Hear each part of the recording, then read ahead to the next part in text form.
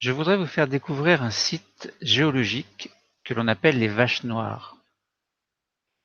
Falaises, cordon littoral. Bon, il existe une géologie particulière, donc qui va être propre à ce site, et encore une fois que j'aimerais vous faire découvrir. Alors je vais pour ça me servir d'une lithothèque que certains auteurs que je vais présenter après ont fait, une lithothèque, donc ils ont mis en ligne donc ce site et nous allons pouvoir nous en servir pour essayer de comprendre un petit peu les choses. Donc je vous invite dans cette vidéo, alors est-ce qu'elle sera la seule, est-ce qu'il y en aura plusieurs, ça dépend. En fait, si je vois que ça vous intéresse, je peux poursuivre la série. Il s'agit alors d'un tutoriel, enfin c'est un peu tutoriel et un peu pour moi une découverte en même temps, car je ne connais pas vraiment ce site. Et là, je vais apprendre à le découvrir avec vous. On va le faire ensemble. On va étudier les documents ensemble, essayer de comprendre ensemble. Alors cela prendra peut-être un petit peu de temps, mais je pense que ça vaut le coup pour les passionnés de passer un petit peu de temps avec moi pour essayer de comprendre les choses. Alors, on y va. Alors pour ça, il faut que je fasse le partage de l'écran. Vous allez avoir accès à différents documents. Alors je suis sur Hangout. Alors quelquefois il y a des bugs. Bon, ça c'est le problème Hangout, ça. Donc je vais faire un partage de l'écran et présenter le premier onglet sur lequel il va y avoir le site correspondant à la lithothèque de Normandie en fait. On y va. Partage de l'écran.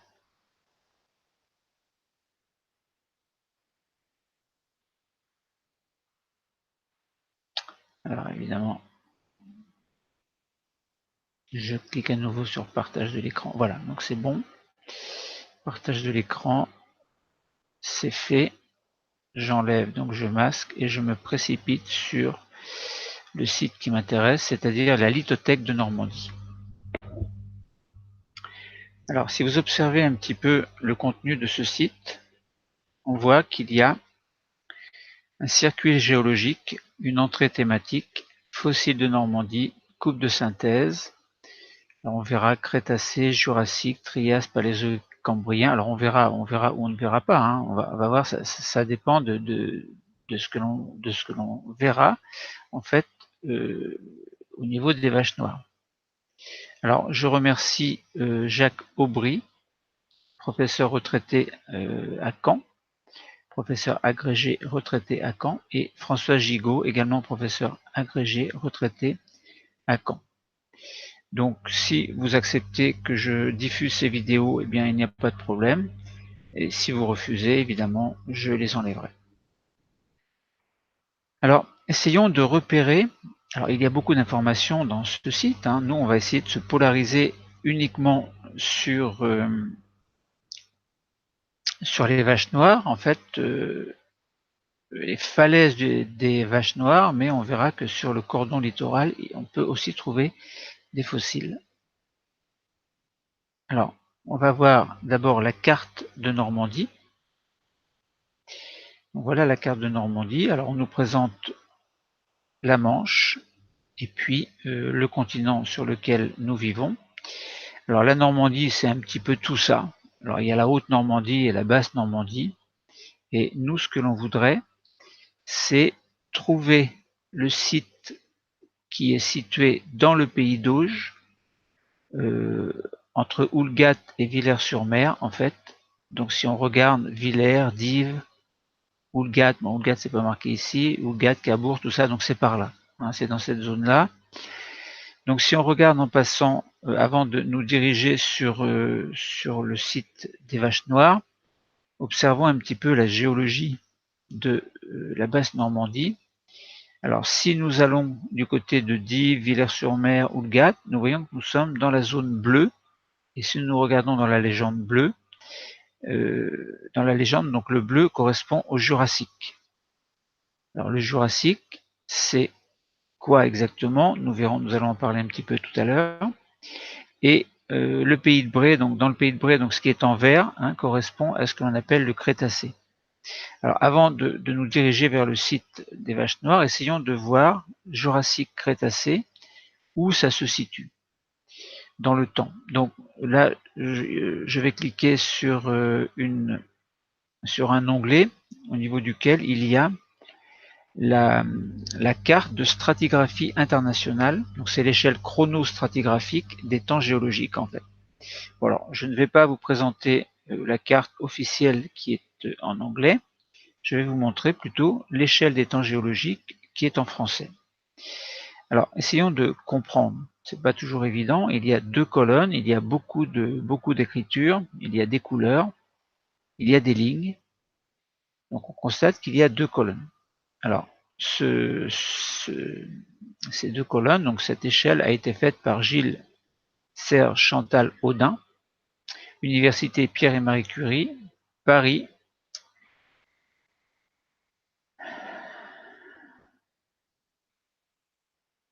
Alors, pour quelqu'un, on imagine qu'on ne s'y connaît pas. Bon, voilà, on a en haut des colonnes, on a ce que l'on appelle, alors je peux peut-être agrandir un petit peu, on a ce qu'on appelle l'ERATEM. Puis il y a les systèmes, les séries, les étages, et ce qui est en MA, M petit a, quand M petit a, c'est millions d'années. Donc là, par exemple, on a 295 millions d'années. Alors, je dézoome un petit peu. Alors maintenant, on se dit, comment m'en sortir pour comprendre? Eh bien, la Terre s'est formée il y a 4,5 milliards d'années à peu près. Donc si on regarde la zone qui est sur la colonne de gauche en bas, donc en bas à droite, mais sur la colonne de gauche, nous voyons qu'il y a marqué 2500. Donc c'est sous-entendu 2500 millions d'années. Et à cette époque-là, il y avait ce que l'on appelle l'Archéen. Le premier étage, alors est-ce que c'est bien étage? Vous regardez un petit peu plus là-haut. Là, c'est bien l'étage. Après, on parlera de série et de système. Donc le premier étage qui a été mis en évidence entre 2500 et 2300 années, c'était le sidérien. Alors nous n'allons pas énoncer tous les étages évidemment, mais le silurien, par exemple, faisait partie de ce que l'on appelle le protérozoïque. Ensuite, il y avait le mésoprotérozoïque. Ensuite, le néoprotérozoïque. Bon. Après, on continue, donc on est arrivé à 530, puis etc., etc., et on arrive tout doucement au anneau 295. Maintenant, il va falloir basculer sur la colonne de gauche, de droite. On était à 295, donc en fait, ça reprend ici. En fait, c'est une seule frise chronologique, mais comme il n'y a pas de place sur une page, les auteurs ont choisi de faire deux colonnes plutôt que de faire défiler plusieurs pages, ce qui est très astucieux. Donc on remonte un petit peu, 295, et si on va jusqu'en haut, on arrive à notre époque, en millions d'années. Là par exemple, on est dans l'Holocène, et on serait dans le Quaternaire, en fait, qui a commencé, le Quaternaire, donc qui a commencé par exemple, on voit ici, si je me réfère à ce qui est marqué ici, le Quaternaire a commencé au Pléistocène, et il a commencé par le Calabrien. Ensuite, avant, on était dans le... donc si on regarde l'ERATEM, avant l'ERATEM, il y aurait plutôt le système. Système, donc par exemple, apparemment le Quaternaire correspond à ce que l'on appelle le système. C'est bien écrit ici. Et ensuite, on aurait un petit peu plus loin, on aurait le Néogène, puis le Paléogène, avec les séries et leurs étages correspondants. Par exemple, dans la série Paléocène, on aurait le Danien et le Tanétien. Dans l'Éocène, il y aurait cela, donc il y aurait 4 étages, etc. Maintenant, on nous dit que lorsque je vous ai présenté en fait la carte de Normandie, on a dit on est dans le vert et le bleu, c'est-à-dire dans le Crétacé et dans le Jurassique. Alors, essayons de repérer le Crétacé et le Jurassique. Alors, on regarde, on cherche un petit peu, et le Crétacé, eh bien, il est représenté en vert ici, tandis que le Jurassique est représenté en une couleur à dominante bleue. Voilà. Donc on a bien repéré que le Jurassique, il est là, le Crétacé, il est là. Donc au niveau des falaises, enfin au niveau de la Normandie, en fait, si on regarde encore une fois, alors, je choisis le bon onglet, si on regarde la géologie de la Normandie, en fait, de la basse Normandie, on est bien uniquement dans le vert et le bleu, dans la zone qui nous intéresse. Alors maintenant, ça ne veut pas dire que sous le bleu et le vert, ça ne veut pas dire qu'il n'y aurait pas autre chose. Mais là, pour l'instant, on est bien dans le Crétacé et le Jurassique. Donc ça veut dire qu'on est entre 205 millions d'années et 135 pour le Jurassique, et on est entre 135 et 65 millions d'années pour le Crétacé. Donc on est dans cette zone-là. Donc si par exemple, imaginons on trouve, je dis au hasard, alors c'est pas vraiment au hasard, mais imaginons je trouve un fossile dans l'étage qui serait plutôt calovien, eh bien j'aurais un fossile qui serait daté entre 160 et 154 millions d'années. Si je trouve dans le Crétacé, par exemple au niveau du Cénomanien, si je trouve un fossile, par exemple, je serais aux environs, on va dire, entre 91 et 96, donc on va dire 95 millions d'années à peu près. Donc voilà, pour situer un petit peu les systèmes avec leurs étages en millions d'années. Donc nous reviendrons sur cette carte tout à l'heure. Ensuite, donc on a dit que l'on allait cliquer sur le petit point qui est là ou sur celui-ci pour aller où? Eh bien pour aller sur un nouvel onglet qui nous amène à ce qui est décrit ici, avec entre autres en jaune un lien qui nous amène aux falaises des Vaches Noires. Alors c'est bien la géologie de la basse Normandie, et si on regarde la carte, on est du côté de Caen, et si on regarde entre Cabourg et Houlgate, on est à Dives-sur-Mer, Villers-sur-Mer. Donc dans cette zone-là, entre Villers-sur-Mer et Houlgate, on a les falaises des Vaches Noires. Donc ils sont situés, alors si on part de Caen, par exemple Caen, on a le nord qui va vers le haut, l'est qui va vers l'est, et donc on voit que les falaises des Vaches Noires sont situées au nord-est de Caen. Donc voilà, maintenant essayons de prendre quelques informations. Donc oui, bon. Donc les falaises des Vaches Noires sont entre Houlgate et Villers-sur-Mer, comme on a dit. Donc si on regarde un petit peu en bas, Houlgate, Villers-sur-Mer, c'est entre les deux. Et ce site exceptionnel, en fait, présente de multiples intérêts.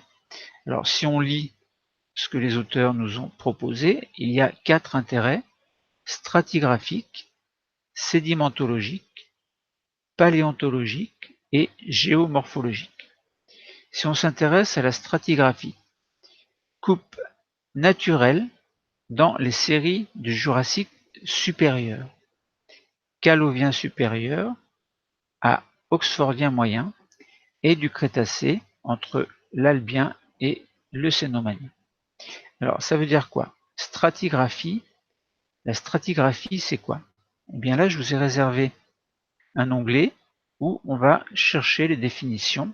Nous allons le faire ensemble, de manière à ce que ce que je vous propose corresponde un peu à un cours, mais un peu à ce que vous allez faire pour participer également. Donc on y va pour taper stratigraphie.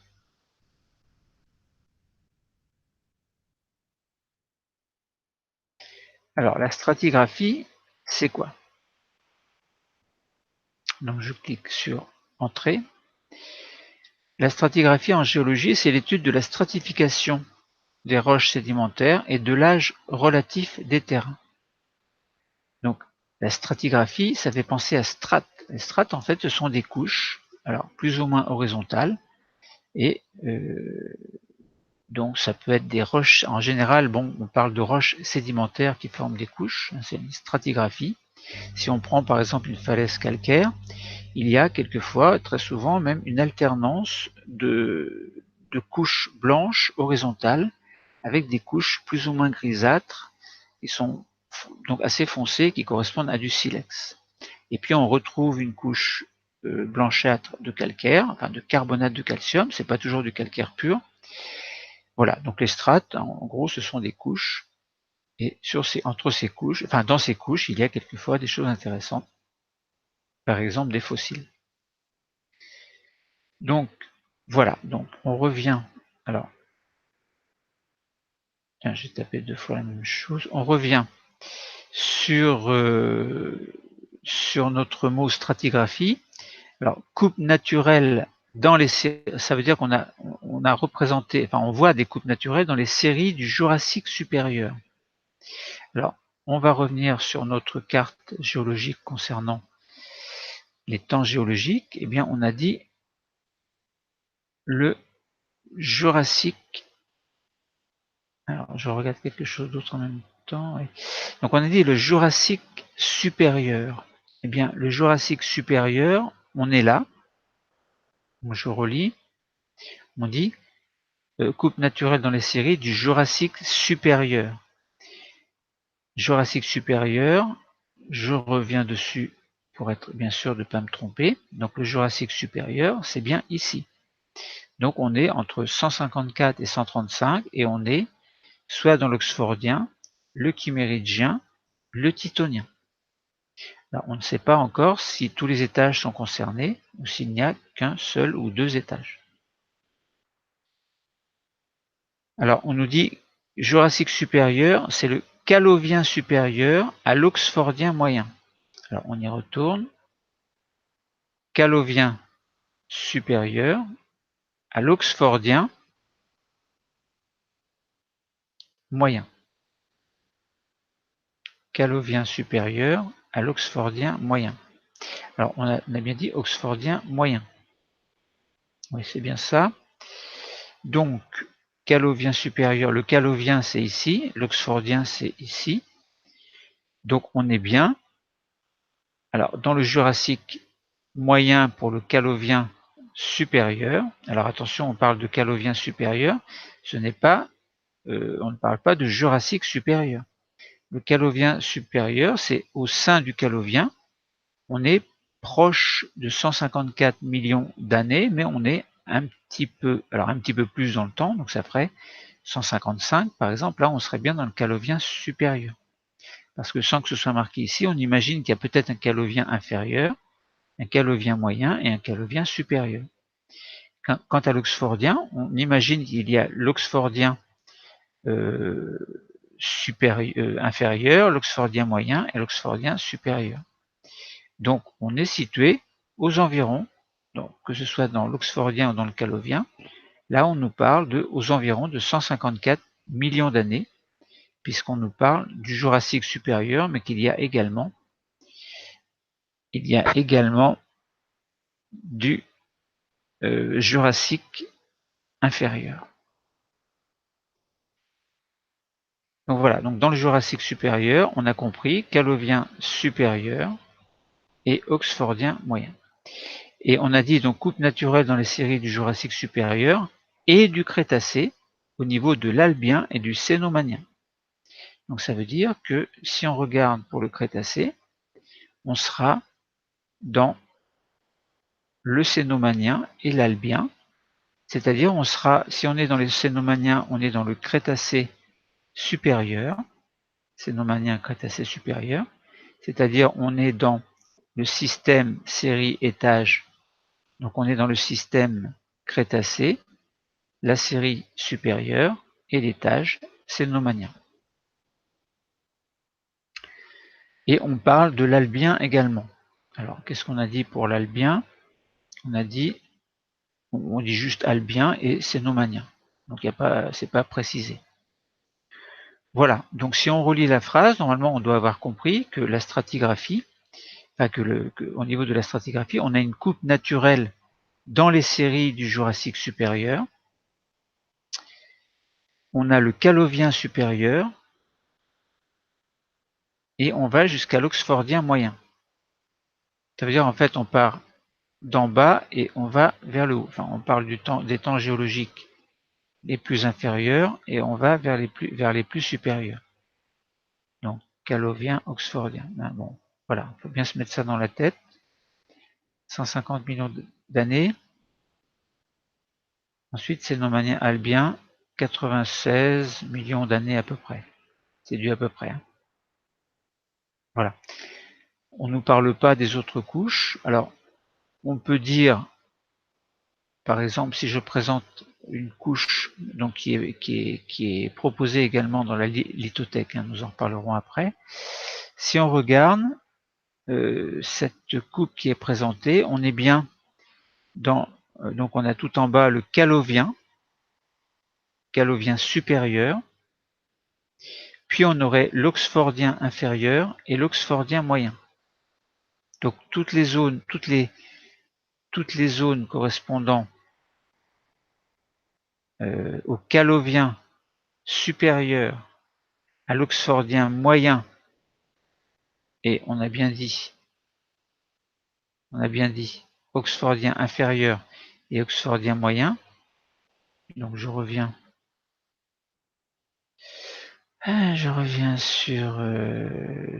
sur la coupe. Donc on a bien dit Oxfordien inférieur et Oxfordien moyen. Oxfordien inférieur et Oxfordien moyen, donc il n'est pas représenté ici, mais on voit qu'il y a des couches qui sont quand même relativement importantes. Bon. Ensuite on a dit, on est dans le Crétacé. Crétacé, donc le Crétacé c'est bien là-haut. Donc voilà, donc là on a déjà situé la coupe donc qui est une coupe synthétique correspondant aux falaises des Vaches Noires. Alors je ne voudrais pas trop vous révéler les photos pour l'instant. Alors après on verra, hein, on imagine qu'il y aura tout ça à décrire après. Alors, donc, on a dit qu'il y a un intérêt stratigraphique, un intérêt sédimentologique. On va passer d'un régime terrigène au Calovien supérieur, Oxfordien inférieur, à un régime carbonaté à l'Oxfordien moyen. Donc, on va dire Calovien supérieur, on va suivre Oxfordien inférieur. Donc, Calovien supérieur, Oxfordien inférieur, et je reviens un petit peu ici, et on va vers l'Oxfordien moyen. Compliqué, hein? On va vers l'Oxfordien moyen. Donc là, vous comprenez qu'on va passer d'un régime terrigène. Alors, regardez bien. On passe d'un régime terrigène au Calovien supérieur, Oxfordien inférieur, Calovien supérieur, Oxfordien inférieur, à un régime, on a dit à un régime carbonaté, à l'Oxfordien moyen. Régime carbonaté à l'Oxfordien moyen. Donc terrigène, Calovien supérieur, Oxfordien inférieur, et carbonaté à l'Oxfordien moyen. Voilà. Alors terrigène, ça veut dire quoi? On va regarder la définition du mot terrigène.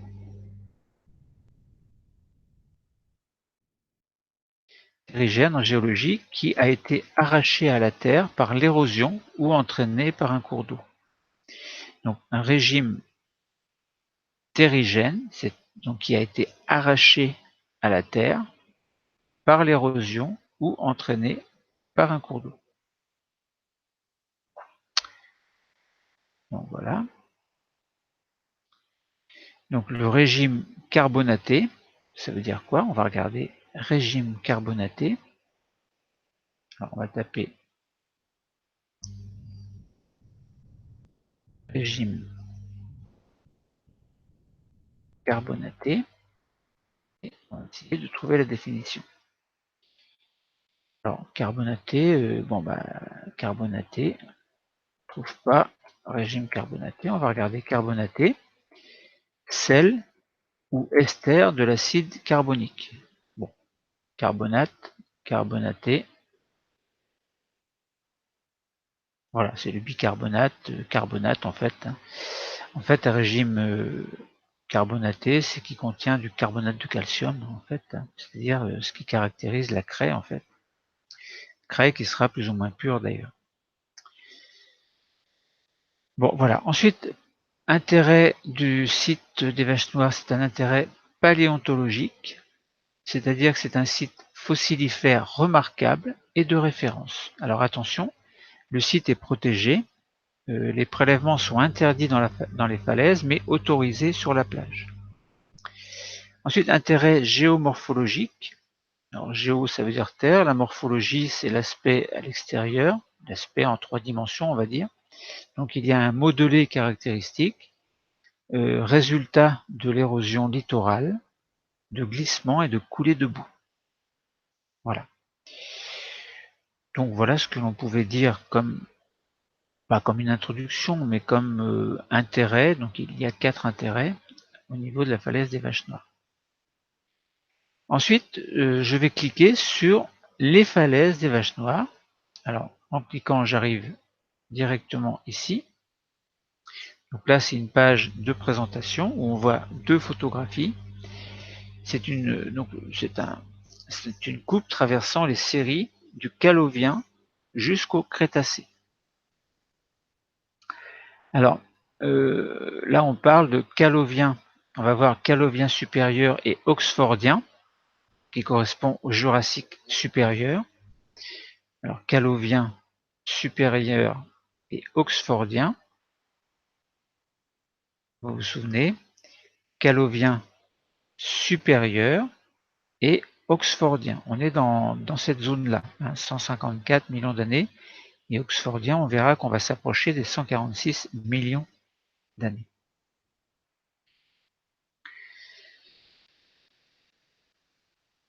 Alors, en fait, il manque quelque chose parce que si on regarde bien, il manque le Crétacé. Donc, il manque la partie qui est Crétacé, et on avait parlé tout à l'heure du Cénomanien. Bon.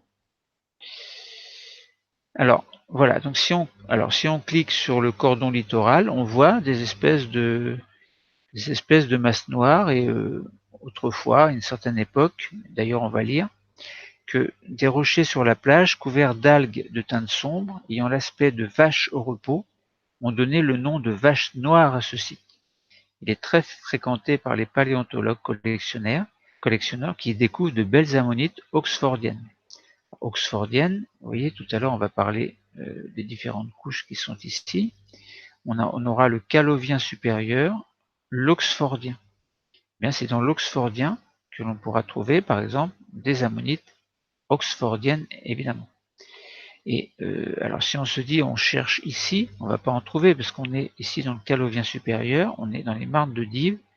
Alors peut-être qu'il y en a, hein, là pour l'instant je ne dis pas ça, mais je me réfère à ce qui est dit ici. On dit dans l'oxfordien, il y a des ammonites. Bon, bah, si on veut trouver l'oxfordien, il faut marcher et puis arriver vers ces zones-là qui sont représentées en jaune, où l'on pourrait peut-être trouver des ammonites. Alors, notamment lorsque la mer attaque les falaises, lors des hautes marées ou des tempêtes, il peut être intéressant de venir après pour dire, tiens, peut-être que l'eau a dégagé des fossiles. Bon, alors essayons de comprendre. Là, on est donc, avant de cliquer sur les différentes choses qui sont là, c'est-à-dire localisation, morphologie, etc., que nous allons voir après. Essayons déjà de comprendre, d'essayer de trouver des informations ici. Qu'est-ce qui peut être intéressant? Donc là, en bas, on voit il y a des villes.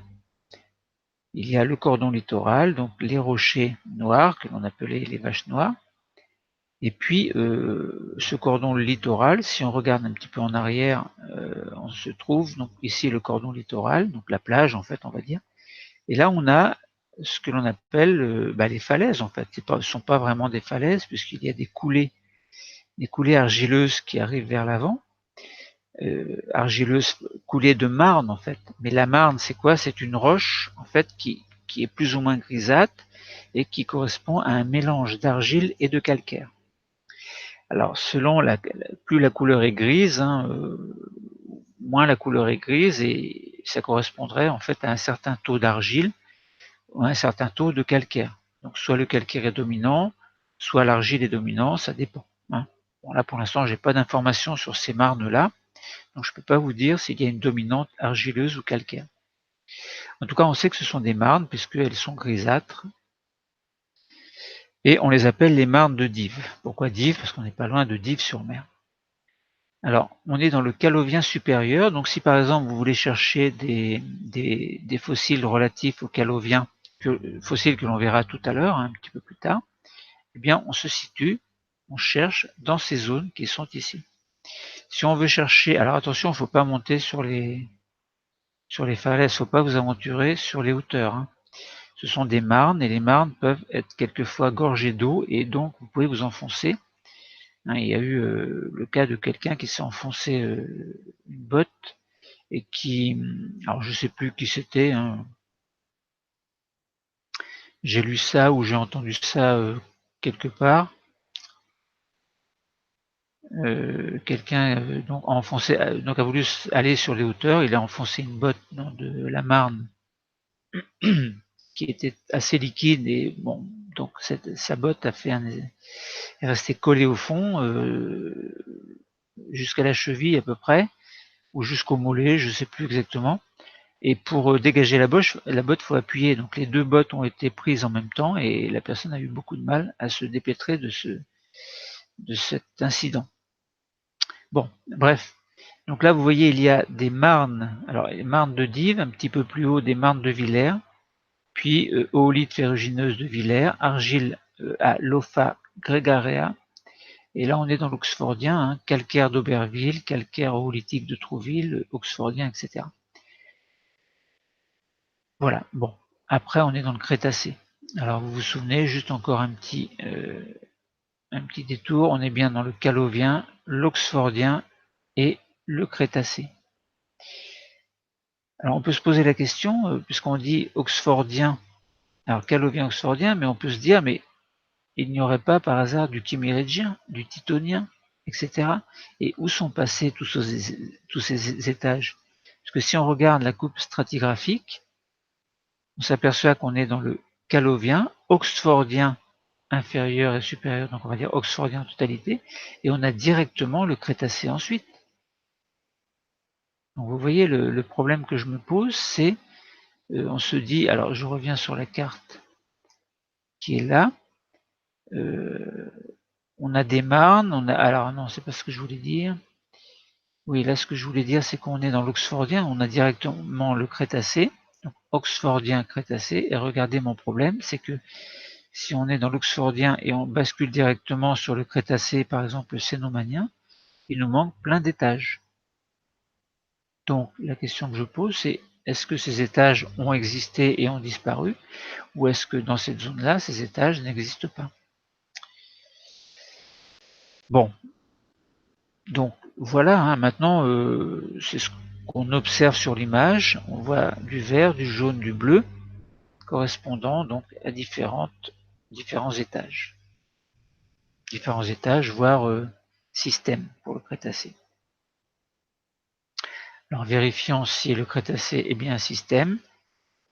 Petite colle que je vous ai posée, eh bien oui, système, et on a bien les étages.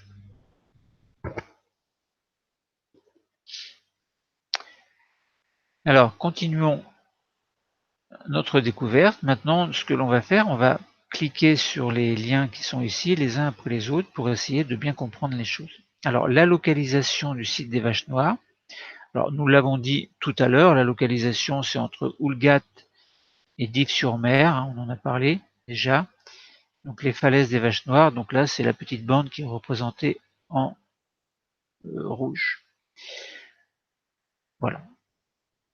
Donc ensuite, si je reviens sur la fenêtre de départ, on va essayer de voir la morphologie des falaises. Alors je peux cliquer, bon, moi j'ai déjà préparé, donc je sais que c'est là. Alors non, c'est pas là, c'est là. La morphologie des falaises. Donc on est toujours bien sûr dans le site des Vaches Noires. Donc on a 3 photographies qui sont représentées, même 4 qui sont représentées. Et on nous dit que, oui, ben ça on en parlera après.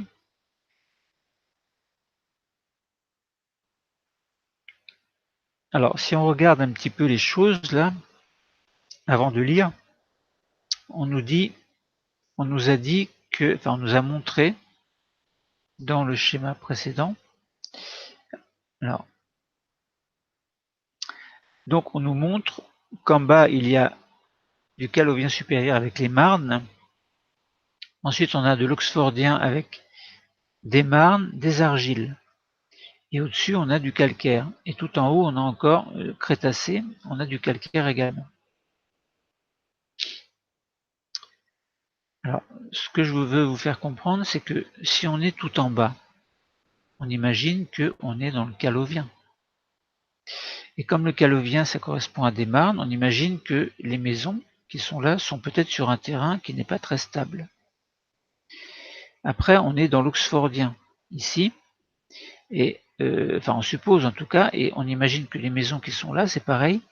On a vu qu'il y avait des marnes et des argiles, hein, ce sont des roches qui, lorsqu'elles sont gorgées d'eau, ont tendance à s'affaisser. Alors en plus, comme là on est sur un coteau, c'est-à-dire sur la pente de la colline, eh bien la tendance à l'affaissement est tout à fait possible. C'est un petit peu ce qui se passe dans la région de Honfleur.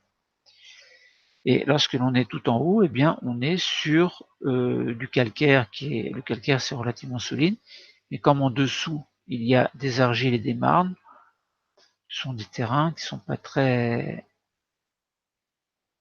stables en fait. Hein. Bon, personnellement, j'irais pas habiter par là. Bon, se promener, oui, mais habiter, non, peut-être pas. Alors, vue d'avion sur Oulgat, à l'extrémité ouest du site des Vaches, la partie basse de la ville est construite sur des marnes de Dives, donc calovien supérieur, comme on avait dit, et la partie haute sur les marnes de Villers, oxfordien inférieur, qui forment le coteau.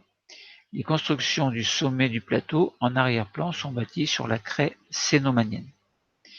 Donc je répète un petit peu que la partie basse de la ville, marne de Dives, calovien supérieur. Alors je reviens sur le schéma qui est là. Donc marne de Dives, calovien supérieur. Donc elles sont bien construites sur un terrain qui est relativement instable. Ensuite, on a dit, et la partie haute sur les marnes de Villers, oxfordien inférieur. La partie haute sur les marnes de Villers, donc que l'on voit, que je vous représente ici, qui fait partie de l'oxfordien inférieur. Marne de Villers, oxfordien inférieur. Donc on avait des maisons sur le calovien supérieur avec les marnes de Dives et d'autres maisons un petit peu plus haut sur l'oxfordien inférieur sur les... Alors attention, je me suis trompé. Hop. C'est pas facile de naviguer entre les onglets. Donc tout à l'heure j'ai dit donc marne de Dives, donc c'est marne de Villers. Attention, hein, ne pas confondre. Calovien supérieur c'est marne de Dives et oxfordien inférieur c'est marne de Villers. On est bien dans l'oxfordien inférieur qui forme le coteau. Les constructions du sommet sont sur la craie cénomanienne. Donc je reviens. Voilà, sur ma craie cénomanienne. Donc on suppose que c'est là-haut. Hein, c'est dans le calcaire qui est là-haut. Puisque en jaune, en fait, on est encore dans l'oxfordien. Et craie cénomanienne, donc je répète, cénomanienne, c'est bien ici. Et le calovien oxfordien est ici.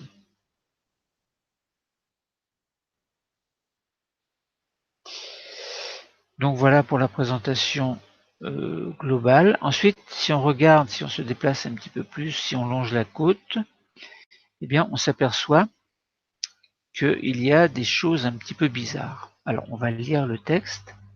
Alors là, on voit bien, on a l'impression d'un troupeau de vaches. Là, les vaches noires ne sont pas des vaches, hein, ce sont des rochers, évidemment. Alors, sur la bordure littorale du plateau du pays d'Auge, on est bien, on avait vu, on est bien dans le pays d'Auge, dans le plateau du pays d'Auge.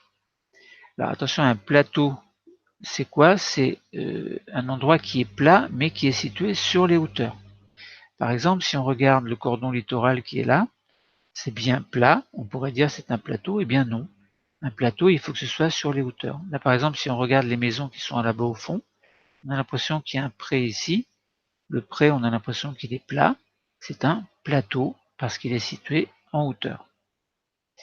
Alors, donc, qu'est-ce que je voulais dire? Donc, sur la bordure littorale, c'est-à-dire au bord de la plage, enfin au bord de la mer, en fait, entre la mer et le début des terres, en fait, on a ce qu'on appelle le littoral, la bordure littorale, dans le du plateau du pays d'Auge, c'est-à-dire le plateau du pays d'Auge situé en hauteur, le pays d'Auge, l'action conjuguée des eaux de ruissellement et de la mer entretient une coupe naturelle où on distingue trois grands ensembles morphologiques. Premièrement, au milieu, on a la falaise argileuse jurassique,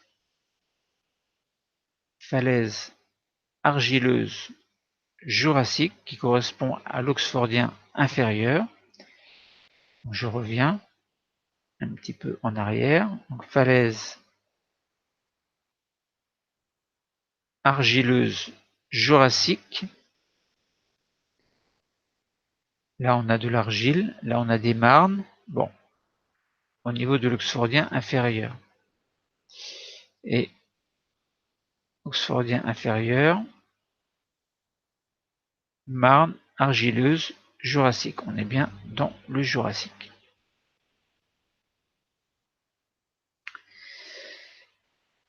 Elles sont grises. Hein, comme je vous ai dit, les marnes sont grises. C'est un mélange d'argile et de calcaire en proportion variable qui font environ 40 mètres de hauteur. Donc c'est quand même assez conséquent. Elles sont entaillées de ravins parallèles entre eux. Un ravin, c'est quoi? Alors si on regarde, on va regarder la définition de ravin.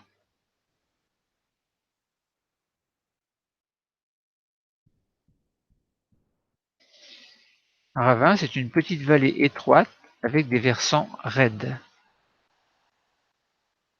Donc petite vallée étroite. Donc ici, par exemple, on regarde de loin, on a une petite vallée étroite avec des versants raides.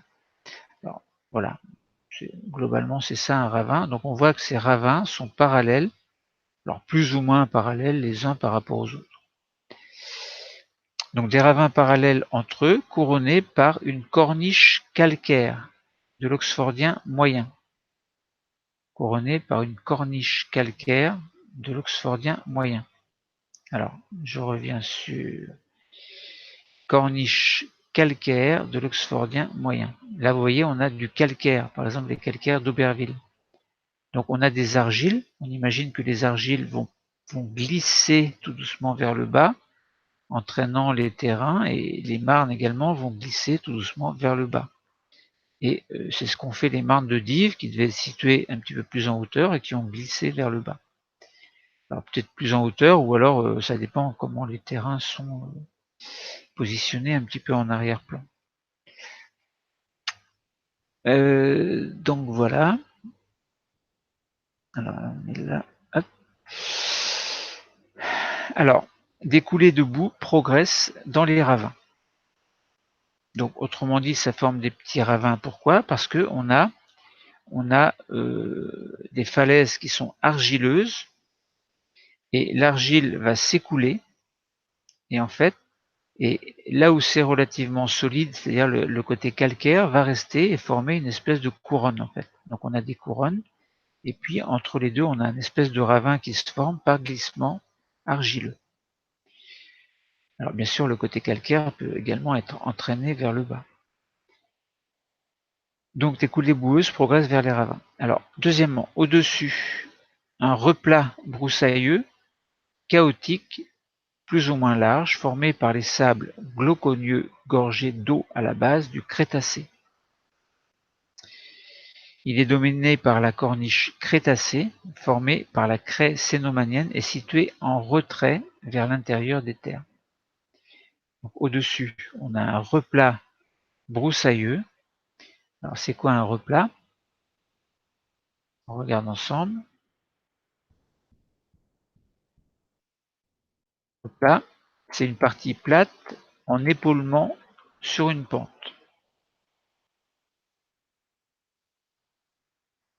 Synonyme, plateforme. Donc c'est une partie plate en épaulement sur une pente. Alors, donc je reviens ici, on dit au-dessus des falaises argileuses jurassiques. Hein. Donc on est sur une corniche crétacée. Donc au-dessus, on a... Alors, je vais vous remontrer encore.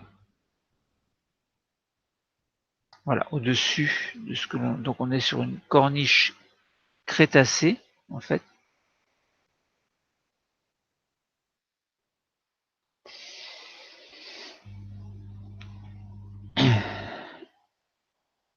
Donc au-dessus du on a un replat broussailleux chaotique, plus ou moins large, formé de sable glauconieux gorgé d'eau à la base du Crétacé. Il est dominé par la corniche crétacée formée par la craie cénomanienne et située en retrait vers l'intérieur des terres. Craie cénomanienne. Ça veut dire on était dans le... Si on regarde... Ah, à chaque fois je me trompe. Si on regarde, on est bien dans le Crétacé, on a une craie cénomanienne là-haut. Voilà. Ensuite, craie cénomanienne donc, est située en retrait vers l'intérieur des terres, on a dit, et l'eau qui émerge de cette zone instable est responsable des glissements et de la formation de coulées de boue. Voilà, surtout ne pas monter là-haut. Hein. Troisièmement, à la base donc au niveau de la plage, on a une fausse terrasse, on a un épais bourrelet argileux résultant de la coalescence des coulées de boue, dont le front est en permanence sapé par l'action de la mer. Bon, voilà, c'est assez compliqué. Alors ensuite, alors si vous remarquez, là, on ne remarque pas de grands glissements. Mais si on se place à cet endroit-là, avant de cliquer sur l'image, on voit, bon allez, je suis obligé de cliquer, donc là, non, je ne clique pas. Regardez, il y a une avancée sur la mer. Regardez comme c'est impressionnant. Vous voyez tout ce bourrelet, cette espèce de bourrelet qui avance sur la mer. Donc il y a une coulée boueuse. Alors ça se fait pas comme ça, c'est pas rapide, ça se fait assez lentement, quoi. Mais il y a quand même des coulées boueuses. Hein, donc faut faire attention lorsqu'on s'approche, de ne pas se trouver emporté sur un paquet de boue qui se met à couler brusquement, par exemple s'il pleut beaucoup. Alors, normalement c'est pas très rapide, mais bon, on ne sait jamais. Ensuite, on voit bien que là il y a une couronne d'arrachement avec une niche d'arrachement. Donc la couronne d'arrachement fait une espèce de cercle, on dirait comme un cirque en fait. Et là, il y a des glissements secondaires. Secondaires, c'est-à-dire qui viennent après. Et les glissements donc, vont pousser en quelque sorte les coulées boueuses vers le littoral. Donc là, on parle de vastes glissements. Le panneau glissé qui avance sur la plage a laissé la place à une niche d'arrachement. Donc niche d'arrachement, là-haut.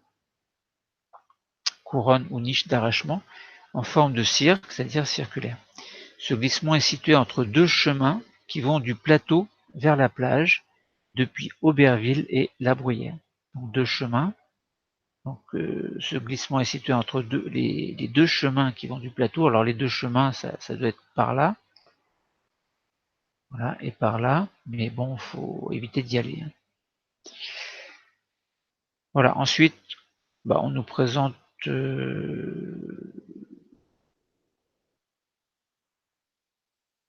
bon, ça c'est décrit. Alors on nous présente un petit peu plus loin, donc encore une fois, donc les ravins, on voit bien qu'ils sont parallèles les uns aux autres, les espèces de rochers. Le chaos, la falaise cénomanienne est située en retrait. Elle domine le chaos d'Auberville zone humide et mouvante envahie par la végétation, formée par des sables glauconieux, de l'albien et de la base du cénomanien. Donc on a également de l'albien et du cénomanien, albien, cénomanien. Je répète, dans le Crétacé, ou bien albien, cénomanien.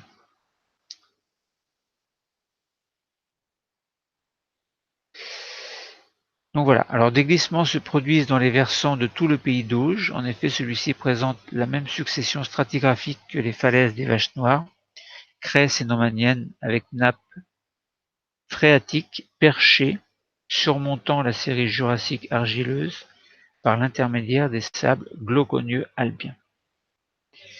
Bon, voilà, pour une présentation, une certaine présentation.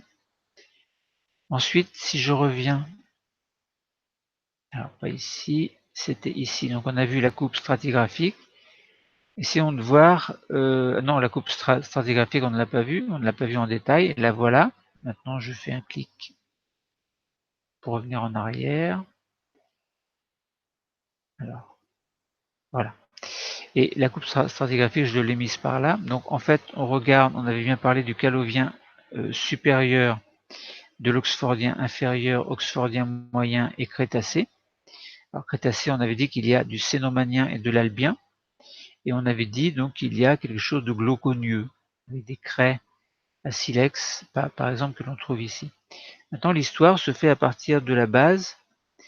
On a des marnes de Dives en bas, des marnes de Villers, oolite ferrugineuse de Villers, argile à l'Opha gregarea, calcaire d'Auberville, calcaire oolitique de Trouville et coral lac. Tant si je fais un aller-retour entre, là vous voyez, on parle des marnes de Villers. Marnes de Villers. Alors vous voyez là, on a bien les marnes de Villers qui sont là. J'ai oublié les marnes de Dives. Marnes de Dives qui sont en bas. Calovien supérieur. On revient ici. Eh bien, on a bien les marnes de Dives ici. Alors je vais agrandir un petit peu. On a des marnes bioclastiques avec des bancs calcaires silteux lumachéliques.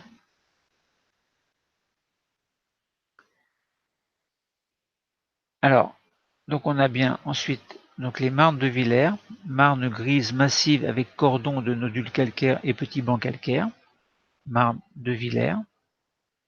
Et si je regarde ici, on a bien les marnes de Villers que l'on montre ici dans la partie jaune qui correspond à l'oxfordien. Ensuite, on a bien les oolites ferrugineuses de Villers, donc alternance de marnes et de calcaire argileux, fossilifères à oolite ferrugineuse. Donc oolite ferrugineuse de Villers. On a bien les oolites ferrugineuses de Villers qui sont représentées ici, tout comme on aura au-dessus des argiles à l'Opha gregarea. Donc là, on a bien les argiles à l'Opha gregarea. Dans les marnes silteuses avec des biohermes, tiens, je sais pas ce que c'est ça, biohermes de l'Opha gregarea. Biohermes, je ne connais pas ce mot. Alors on va regarder biohermes.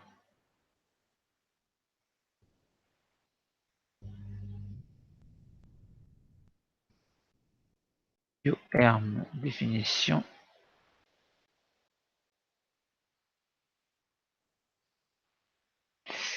On va regarder biohermes.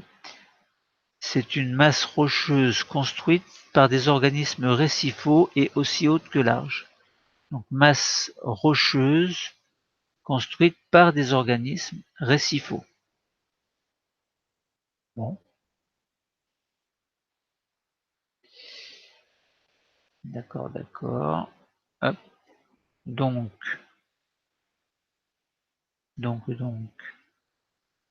où j'en étais moi? Ah oui. Donc, dans l'argile à Lopha gregarea, donc marne silteuse avec bioherme de Lopha gregarea. Bon, d'accord. Ensuite, on a bien le calcaire d'Auberville, qui est situé dans cette zone-là. On regarde calcaire d'Auberville. Voilà, il est bien là. Et au-dessus, on aura calcaire oolithique de Trouville. Calcaire oolithique de Trouville, que l'on trouve ici. Donc, calcaire oolithique et bioclastique, bioturbé, en banc massif entrecoupé de cordons de galets intraformationnels. Ensuite, on aurait ce qu'on appelle le coral rag, qui est un calcaire bioclastique grossier à litage oblique.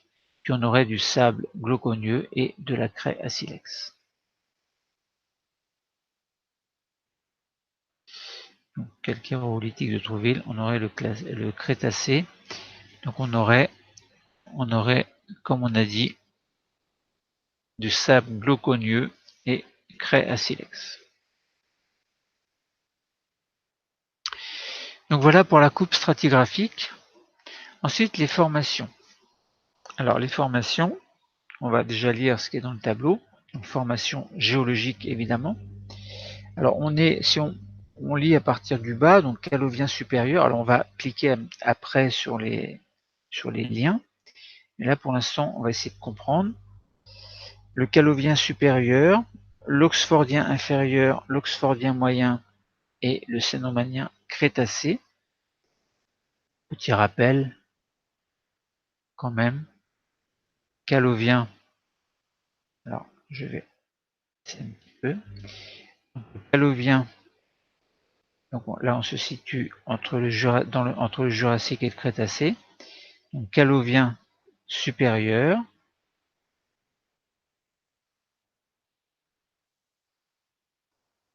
Oxfordien inférieur, épisode terrigène, et vous vous souvenez tout à l'heure on avait dit épisode carbonaté pour l'oxfordien moyen également.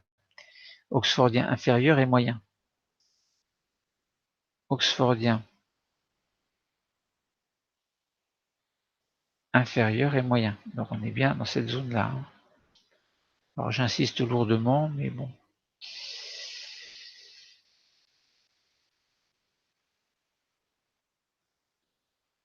Alors, donc, dans le calovien supérieur, marne de Dives, ce sont des marnes bioclastiques à banc calcaire silteux lumachéliques.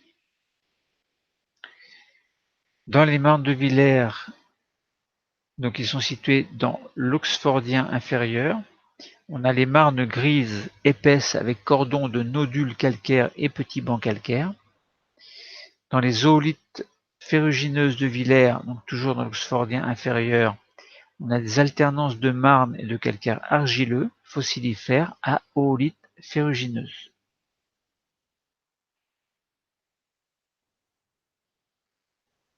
Donc quand on regarde par exemple ici, alors donc je lis ici par exemple oolite ferrugineuse de Villers, eh bien on a bien ici oolite ferrugineuse de Villers. Qu'est-ce qu'on peut trouver? On le verra après. Et quand on dit marne de Villers, bien, vous voyez qu'on est bien ici. Donc, on verra des exemples après, de fossiles, après, au niveau de ces zones-là. Ou de fossiles, ou de formations calcaires, ou argileuses, etc. On verra, on va découvrir ensemble. Ensuite, on a argile à Lopha gregarea, toujours dans l'oxfordien inférieur. Donc, argile à Lopha gregarea, donc toujours oxfordien inférieur. Donc, jusque-là, on est toujours dans l'inférieur. Après, dans les calcaires d'Auberville, on passe dans l'oxfordien supérieur jusqu'au coral rag en passant par les calcaires oolithiques de Trouville. Alors, donc dans les marnes de Villers, marne, ça on l'a déjà dit, oolite ferrugineuse, alternance de marne et de calcaire argileux fossilifère à oolite ferrugineuse. Ensuite, pour argile à Lopha gregarea, on a marne silteuse avec bioherme de Lopha gregarea. Calcaire d'Auberville, on a alternance de marne et de calcaire bioclastique détritique à pellétoïde ferrugineux. Calcaire oolithique de Trouville, on a un calcaire oolithique et bioclastique bioturbé en banc massif entrecoupé de cordons de galets intraformationnel. Ensuite, pour le coral rag, on aura du calcaire corallien, corallien, bioclastique grossier à l'étage oblique. Et là, quand on passe du Jurassique au Crétacé, au niveau du Cénomanien, on aura donc une assise, alors glauconie à la base, glauconie de sable glauconio, on a une assise sableuse, meuble, sable quartzeux et sable glauconieux. Et on a un petit peu plus haut donc des craies massives, donc du carbonate de calcium massif. Voilà.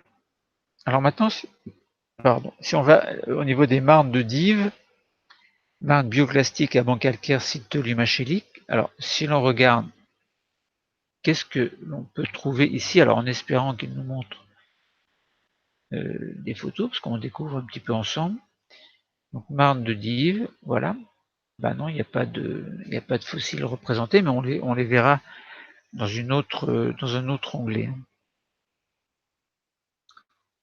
Par exemple, dans l'onglet qui est ici. On verra parce qu'il y aura les étages oxfordien, calovien, cénomanien. Donc on verra ça tout à l'heure.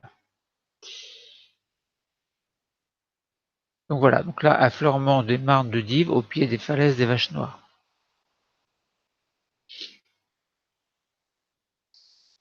Je vous laisse regarder un petit peu.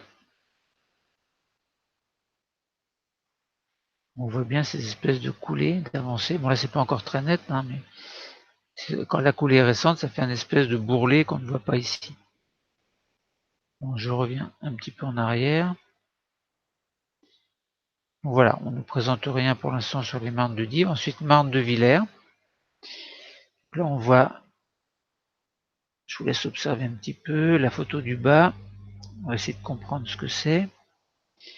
Alors, les marnes de Villers correspondent à une formation argileuse grise, épaisse de 25 mètres et monotone.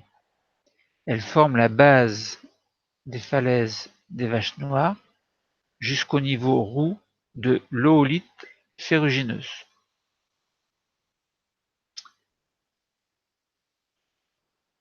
Alors, l'oolite ferrugineuse, elle est ici.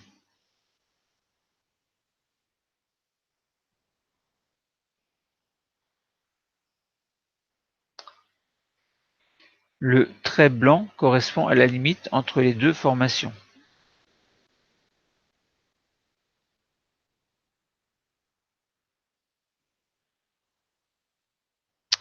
Voilà, alors un petit peu plus bas, il s'agit les argiles des marnes de Villers contiennent des cordons de nodules calcaires. Les nodules calcaires, alors c'est quoi un nodule? On va regarder ça tout de suite.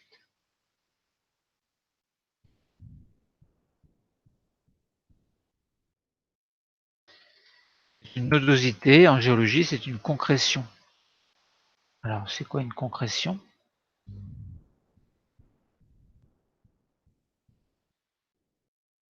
C'est une réunion de parties en un corps solide. Ce corps, c'est ce corps lui-même, concrétion calcaire, etc. Donc c'est une réunion de plusieurs parties qui vont former un corps solide.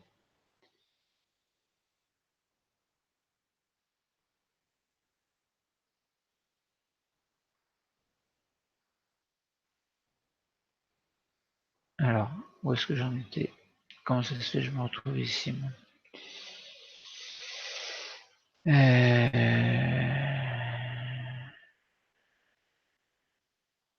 Donc là, juste 30 secondes. Bon. Oui. Donc, alors, donc qu'est-ce que je disais? Donc je disais marne de Villers. Alors, on disait des argiles des marnes de Villers contiennent des cordons de nodules calcaires présentant des figures de bioturbation, c'est-à-dire de bio c'est la vie, turbation c'est il y a des espèces de galeries qui sont creusées, qui ont été creusées par des êtres vivants et qui forment des galeries fossiles, en fait, telles que les chondrites, qui sont des terriers ramifiés. Bon, voilà. Ensuite, si on regarde l'oolite ferrugineuse de Villers, On a dit alternance de marne et de calcaire argileux.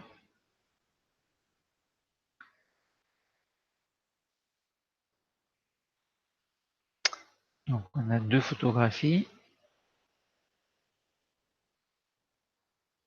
Alors on regarde et ensuite on essaie de comprendre. Donc on essaie de comprendre et on regarde en même temps. Là on nous présente.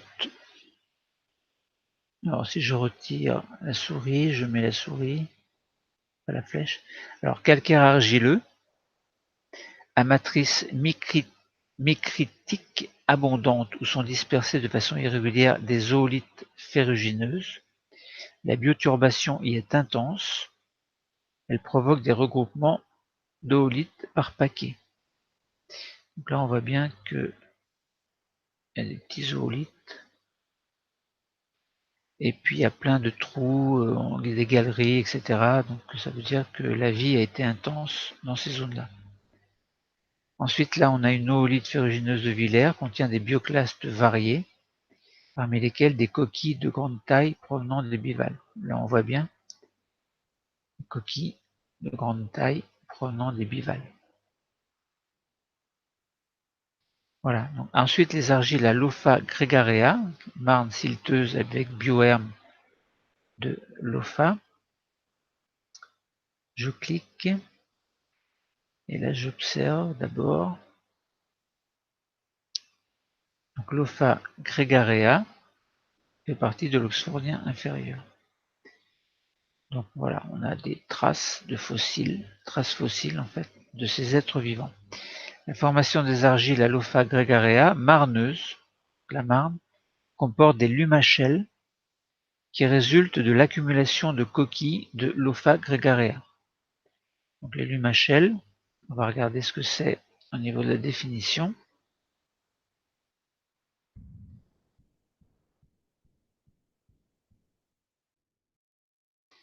C'est une roche sédimentaire calcaire formée de coquilles fossiles. Voilà. Donc roche sédimentaire calcaire formée de coquilles fossiles. Donc là on voit bien il y a plein de coquilles qui sont associées, qui sont prises dans un espèce de ciment. Donc la formation des argiles à Lopha gregarea, alors qui est située où? Ici, argile à Lopha gregarea. Donc comporte des lumachelles qui résultent de l'accumulation de coquilles de ces Lopha gregarea. Ce sont des huîtres à commissures plissées, donc sont mieux adaptées à des fonds sableux que les huîtres à commissures lisses, comme Griffaea. Abondantes dans les couches argileuses sous-jacentes, ainsi elles peuvent supporter les arrivées répétées de sable dont témoigne l'augmentation de la fraction détritique grossière vers le haut de la formation. Bon. Ensuite, on a le calcaire d'Auberville, à alternance de marne et de calcaire bioclastique détritique avec à pellétoïdes ferrugineux. On regarde un petit peu ça. Alors, photo double, alors on observe déjà. Et ensuite,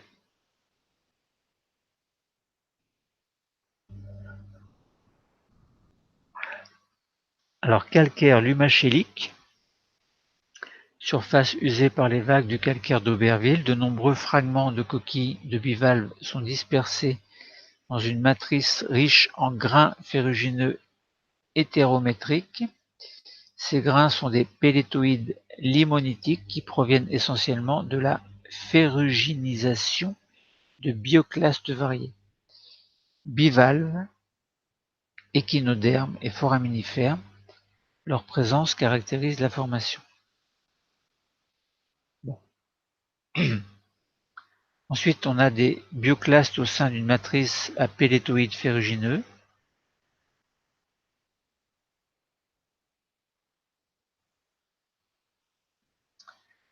Alors, on peut peut-être préciser bioclaste. Bio, ça veut dire vie. Bioclaste, un claste désigne plus particulièrement des fragments de cristaux de roches métamorphiques qui ont subi un broyage. Pris dans ce sens, il s'oppose à blastes, clastes, etc.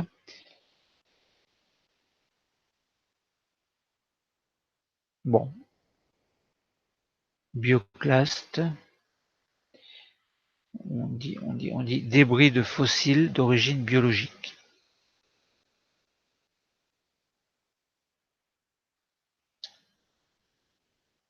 Donc on a dit bioclastes au sein d'une matrice, donc des débris de fossiles, d'une matrice à pellétoïdes ferrugineux. Pellétoïdes, on va essayer de voir ce que ça veut dire.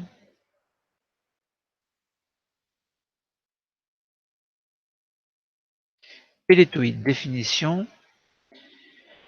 On va regarder ici. Non, on va regarder. Bon, on va regarder ici. Pellétoïde. Exemple de phrase avec pellétoïde. La formation de chaumont est composée de lits épais de... Bon, c'est compliqué ça. On va pas regarder là. Pellétoïde, définition. Non, là c'est la même chose, je vais pas regarder là.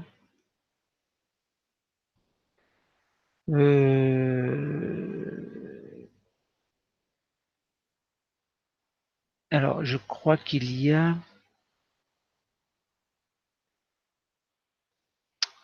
Il y a...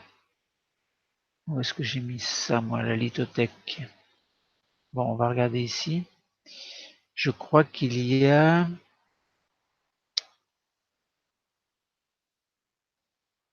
Je crois qu'il y a un lexique. Alors, où est-ce qu'il est? Lexique, le voilà, il y a un lexique. On regarde, et on regarde pellétoïde. Est-ce qu'on trouve ce mot-là? Bah, P, bah non.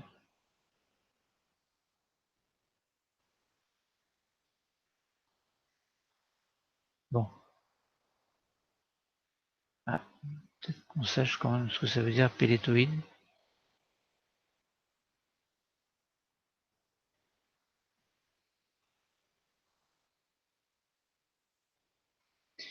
Alors, en géologie, processus, non, c'est micritisation.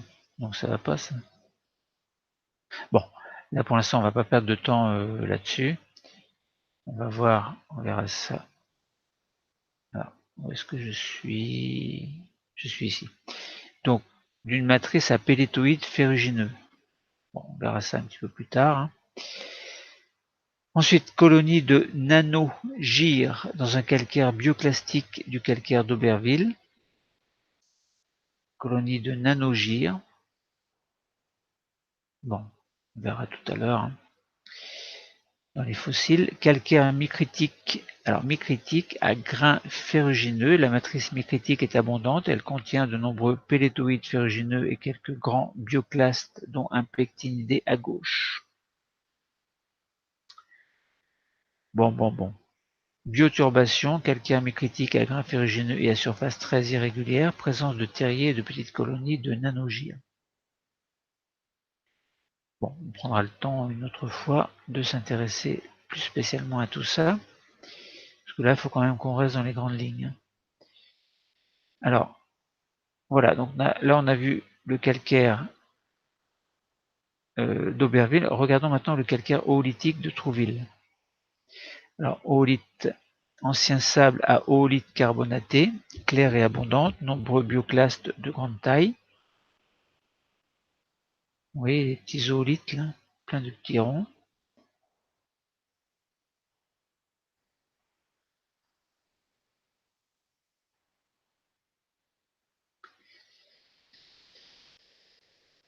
Bon, nombreux bioclastes de grande taille. Les bioclastes, hein, on a dit, c'était des morceaux, donc des fragments de coquilles, par exemple.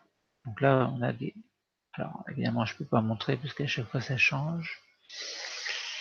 Et vous voyez des grands morceaux. Ensuite, un petit peu plus bas, Gervilla, la mélibranche fouisseur dans l'oolite de Trouville. voit bien, bioturbation, hein, on voit bien hein, qu'il y a eu une vie assez intense dans les calcaires oolithiques. Voilà, donc je reviens un petit peu en arrière. On passe maintenant au coral rag, calcaire corallien, bioclastique, grossier à l'étage oblique. Bon, il n'y a rien, il n'y a rien. Bon. Donc je passe. Alors ensuite on arrive au Crétacé, donc Cénomanien Crétacé. Assises, sableuses, meubles, sable quartzeux et sable glauconieux. Bon, il n'y a rien non plus. Bon. Craie à silex, donc c'est une craie massive. Alors là on voit quoi? Chenandopora. Alors on peut dire Kenandopora. C'est une éponge fossile caliciforme dans le niveau de gaze à spongiaire du Cénomanien inférieur. Alors bien sûr il y a plein de mots à définir ici, hein. Pour l'instant on ne le fait pas. On verra ça dans une autre vidéo éventuellement. Donc voilà, quand on voit de toute façon quelque chose qui ressemble à ça, c'est une éponge, on ne peut pas trop se tromper. Ensuite on voit quoi? Des petites choses qui ressemblent à ça. C'est quoi? Calcaire gréso glauconieux de la base de la formation de la craie glauconieuse, Placoscyphia, éponge de forme dentelée, les grains verts foncés correspondent à la glauconie.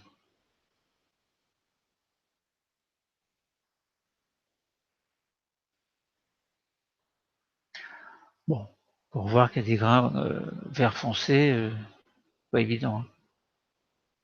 En tout cas, c'est une éponge à la forme dentelée. Bon, voilà.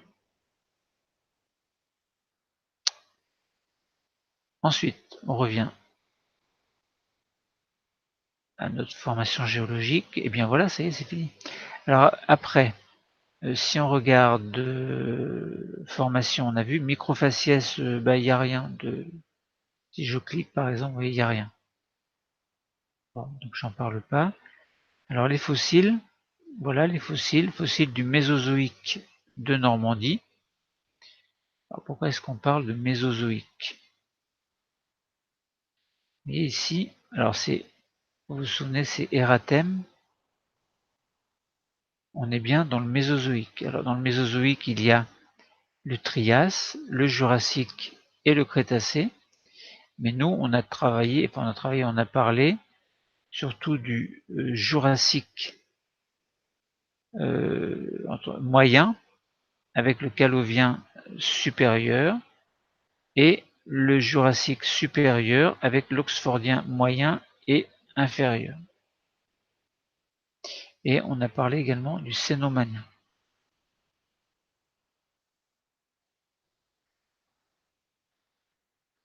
Donc les fossiles, ils sont là. Alors Oxfordien, Calovien et Cénomanien, des vaches noires. Alors dans l'ordre, hein, ce serait Calovien, puis Oxfordien, puis Cénomanien sur le haut. Alors il y a des céphalopodes, des bivalves, des gastéropodes, des brachiopodes, des échinodermes, des coraux, des spongiaires, des poissons, des reptiles, des végétaux. Alors ce que je vous propose, c'est d'arrêter ici et dans le tuto falaise des vaches noires numéro 2, en fait, je pourrais parler des fossiles. Et dans le tuto numéro 3, je parlerai plutôt, par exemple, au niveau de la synthèse, donc le site des vaches noires, comment ce site des vaches noires a pu arriver à être ce qu'il est aujourd'hui. Donc il y a beaucoup de choses à comprendre et à expliquer, hein, c'est très très intéressant, vous allez voir. Les fossiles, c'est très intéressant également.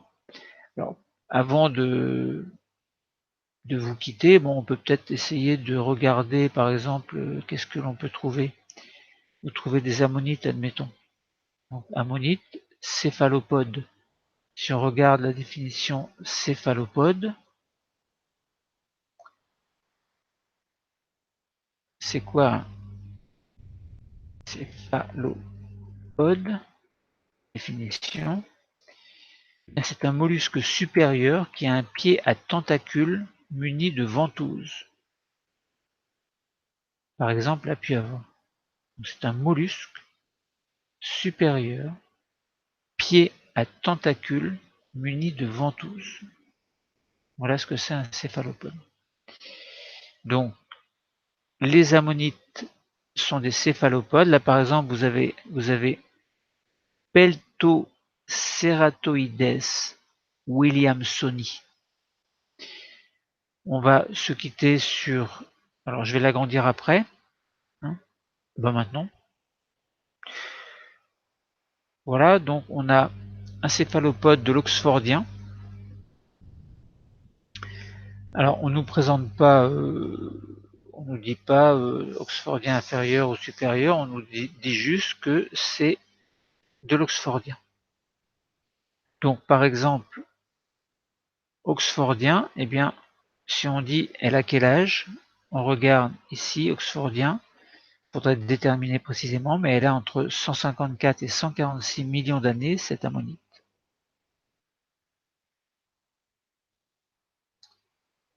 Si on regarde un petit peu plus frais, donc il y a ce que l'on appelle des ornementations, en fait on en voit ici aussi. Donc on va se quitter sur Peltoceratoides williamsoni, que l'on trouve dans l'oolite ferrugineuse. Alors dans l'oolite ferrugineuse, c'est-à-dire que l'on trouve dans cette partie-là. Alors pour l'atteindre, évidemment, c'est pas facile parce que déjà, faut pas aller là-haut.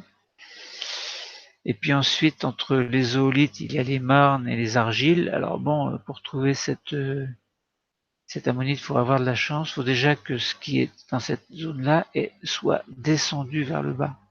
Voilà, donc, pas évident. Donc voilà, on se quitte sur cette belle image. Je répète, on se revoit pour une description plus détaillée des fossiles pour un tuto numéro 2, puis pour un tuto numéro 3, ce sera plutôt la synthèse, pourquoi le site en est arrivé là. Alors, donc je vais revenir sur mon image pour vous dire au revoir, par politesse quand même. Donc il faut que je vienne, alors il faut que je fasse vite. Pourquoi? Parce qu'on voit ça évidemment, et là j'arrête le partage. Arrêter le partage, voilà, et là vous allez me revoir. Voilà, je suis là. Alors je baisse un petit peu la lumière, je change de lunettes. Ça me fait des yeux avec des reflets. Bon voilà, donc nous avons fait un petit peu le tour. Non, nous n'avons pas fait le tour. Nous avons présenté de manière très simple, alors très lente évidemment, mais la lenteur c'est volontaire parce que ça sert à rien si je fais une vidéo que je parle trop vite et puis que vous ne comprenez pas ce qui se passe. Nous avons découvert ensemble. C'est ça qui est important. Alors, donc le site, donc les falaises, le site que l'on appelle les Vaches Noires, donc avec ces falaises, ce que l'on peut trouver sur le cordon littoral, et nous n'en avons pas parlé, oui, il y a encore des choses à dire, au niveau des marnes de Dives. Donc on peut trouver en se baladant sur la plage, parmi les cailloux, en fait, vous attendez que la marée monte, puis quand elle descend, bah là, faut vous précipiter. Pas vous précipiter, mais enfin, disons que c'est intéressant de se promener, puis de dire, tiens, là, je vais trouver telle ou telle chose intéressante. Bon, voilà, donc on va arrêter, là, cette vidéo qui dure très longtemps, qui vous a peut-être trouvé que c'était un peu long, peut-être un peu endormissant aussi. D'ailleurs, il est déjà l'heure d'aller se coucher. Voilà, donc je vous dis à très bientôt. Donc si vous avez aimé, n'hésitez pas à mettre un pouce vers le haut. Bon, ça fait toujours plaisir, hein. Si vous n'avez pas aimé, mettez un pouce vers le bas. Mais bon, ce que j'essaie de faire, c'est pour moi, pour vous aider, pour essayer de trouver façon intéressante de communiquer. C'est toujours intéressant d'essayer de communiquer sur des choses que l'on ne connaît pas lorsqu'on essaie d'offrir notre savoir aux autres. Alors là, c'est pas vraiment mon savoir, je me suis appuyé sur la lithothèque de Normandie. Bon, très intéressant évidemment. Et je vous dis peut-être à très bientôt si tout cela vous plaît.